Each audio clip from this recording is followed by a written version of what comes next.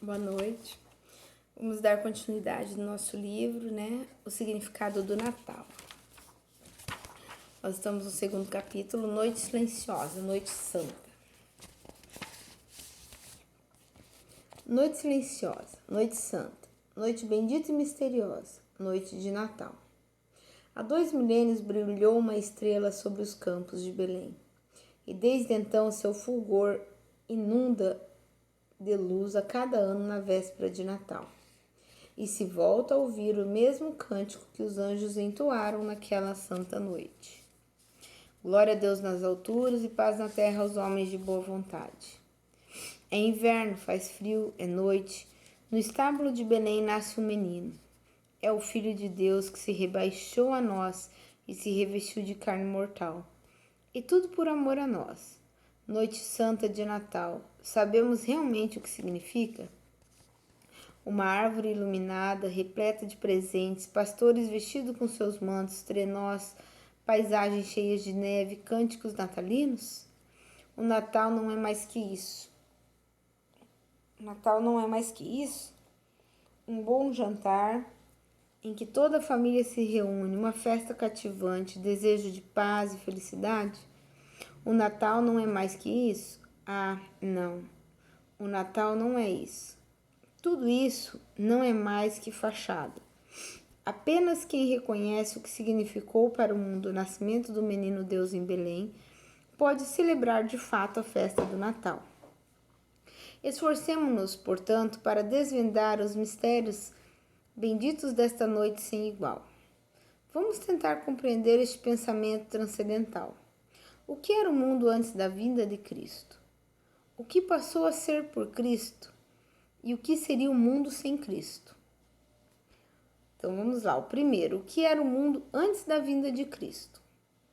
A humanidade perambulava pela terra como um peregrino, que se perdeu em uma região desconhecida.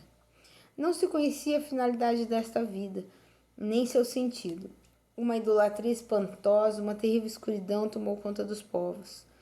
Os que nasceram em países cristãos não podem conceber que antes da vinda de Cristo os homens se prostravam ante uma estátua de bronze ou um ídolo de mármore e que povos civilizados rendiam culto a um animal identificando-o como divindade. Os romanos rendiam cultos divinos aos seus imperadores, os egípcios aos touros e aos gados, os indianos ao fogo e às vacas. Que acúmulo incrível de erros! Era necessário que viesse o próprio Deus, porque a humanidade, abandonada às suas próprias forças, errava o caminho e não podia chegar a conhecer o Deus verdadeiro. A humanidade, nesse estado tão deplorável, sentia que algo lhe faltava. É geralmente atribuída a Platão a seguinte frase: não sei de onde venho, não sei quem sou, não sei onde vou. Tu, ser desconhecido, tem piedade de mim.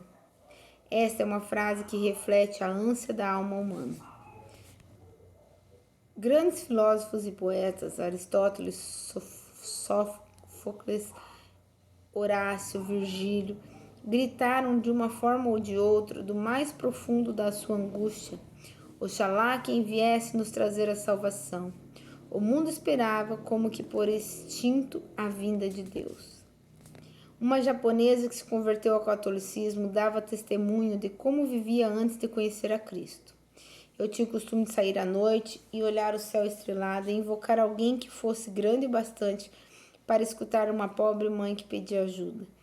Eu nada sabia dele, não sabia quem era, mas do fundo da minha alma eu tinha esse pressentimento. Deve haver alguém em algum lugar capaz de me ajudar. É o clamor trágico de uma alma humana que não conheceu Jesus Cristo. Isaías cumprimenta com visão profética o Redentor esperado. O povo que andava nas trevas viu uma grande luz.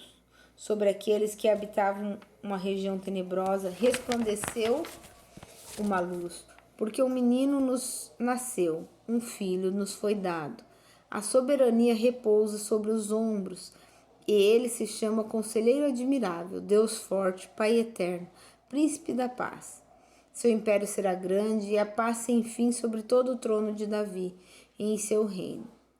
Ele o firmará e o manterá pelo direito e pela justiça, desde agora e para sempre. Eis que fará o zelo do Senhor dos Exércitos. O que o mundo passou a ser por Cristo? Não vamos explicar agora tudo o que a ciência, a cultura e as artes devem a Cristo. Necessitaríamos de capítulos e mais capítulos e uma biblioteca inteira para resumir a influência que ele teve na arquitetura, na música, na arte, na ciência, nas economias. Basta que citemos alguns exemplos. Os livros que os monges medievais copiavam com o trabalho de toda uma vida, a agricultura e as indústrias fomentadas e ensinadas aos povos pelas origens religiosas, as primeiras universidades fundadas pela Igreja. O que quero enfatizar aqui é a altura moral a que se elevou os homens graças a Cristo. Graças a ele, a vida moral da humanidade se renovou por completo. Para nos dar conta disso, teríamos de imaginar como era o mundo antes do nascimento de Cristo, onde a escravidão era vista como algo normal, onde mal havia espaço para compaixão e amor ao próximo. É verdade que, embora o coração do homem estivesse ferido pelo pecado, inclinado ao mal, nunca lhe faltaram traços de nobreza e de bondade. Pois bem, a vinda de Cristo não só aumentou o que de bom havia no homem. Além disso, Cristo semeou nas almas muitas virtudes novas, que antes não eram valorizadas. Por exemplo, o preço pela virgindade como uma forma de consagração a Deus, a fidelidade conjugal, a indissolubilidade do matrimônio. Entre os romanos, as mulheres se divorciavam para poder se casar e se casavam para poder se divorciar. A dignidade da mulher tão menosprezada até então, a virtude da pobreza evangélica, o valor do sofrimento, a dignidade do trabalho manual e etc.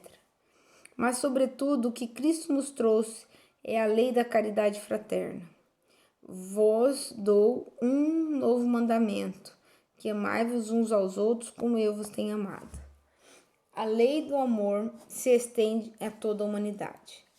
Desde a vinda de Cristo, os valores que se baseiam a sociedade têm encontrado fundamentos sólidos na honra, na moral, na justiça, o cumprimento do dever. O Estado não criou esses valores, não fez mais que protegê-los e reconhecê-los. Deste modo, o cristianismo chegou a ser o maior benfeitor da humanidade. Cristo introduziu o laicismo, ou seja, dar a César o que é de César e a Deus o que é de Deus. Cristo introduziu o respeito pela liberdade de consciência, se queres ser perfeito. Desde a vinda de Cristo, conhecemos o que vale uma alma. A alma de uma criança, de um cigano, de um vagabundo, vale mais que todo o mundo material, porque a alma é espiritual e não morrerá jamais, pois Cristo deu sua vida por ela. Desde a vinda de Cristo, não é lícito desprezar e desamparar os deficientes, os enfermos, os pobres. Não nos é lícito odiar os outros povos e raças. Todos os homens são irmãos. Tudo isso, o nascimento de Cristo significa para o mundo. A estrela de Belém irradia sua luz a toda a humanidade. Cristo deu respostas às perguntas mais inquietantes da alma humana. Toda a grandeza espiritual que temos visto nesses 2000 anos de cristianismo, o amor ao próximo até o sacrifício de si mesmo, o sentido da vida, a esperança cristã, brota desta única fonte, de que Deus se fez como nós, para que nós cheguemos a ser como Ele. Deus se fez homem para que o homem seja filho de Deus. Esse é o segundo. Então, nós vamos encerrar aqui hoje, né? Nós estamos na página 21, onde está explicando que o cristianismo, ele veio para trazer coisas boas para a humanidade, né? As primeiras faculdades, um conceito moral, enfim. Né? Agora, nós vamos deixar o terceiro item para amanhã, que é o que seria o mundo sem Cristo, né? Eu vou marcar aqui, ó. Vai ficar para amanhã. bom? A paz de Jesus, o amor de Maria e até a próxima.